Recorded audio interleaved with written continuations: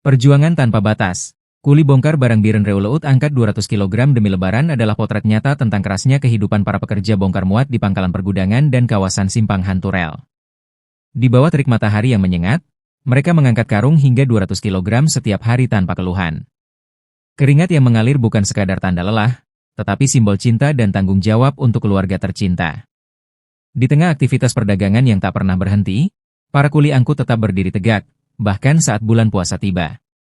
Usia boleh bertambah, tenaga mungkin berkurang, namun tekad mencari nafkah tak pernah padam. Setiap karung yang mereka pikul adalah harapan agar keluarga bisa menyambut lebaran dengan layak. Video ini menghadirkan kisah inspiratif tentang kerja keras, pengorbanan, dan keteguhan hati.